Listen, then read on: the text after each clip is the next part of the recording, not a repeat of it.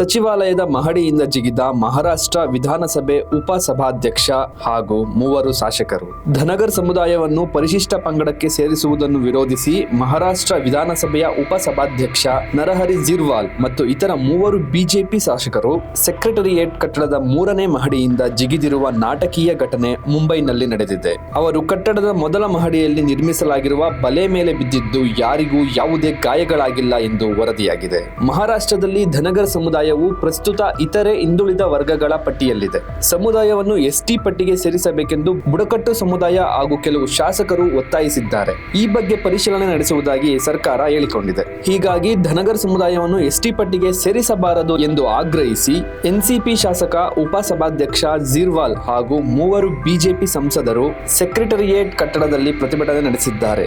ಸರ್ಕಾರದ ಗಮನ ಸೆಳೆಯಲು ಕಟ್ಟಡದಿಂದ ಆತ್ಮಹತ್ಯೆ ನಾಟಕವಾಡಿದ್ದಾರೆ. ಅವರು ಕಟ್ಟಡದ ಮೊದಲ ಮಹಡಿಗೆ 2018ರಲ್ಲಿ ನಿರ್ಮಿಸಲಾಗಿದ್ದ ಬಲೆ ಮೇಲೆ ಸುರಕ್ಷಿತವಾಗಿ ಬಿದ್ದಿದ್ದಾರೆ ಎಂದು ವರದಿ.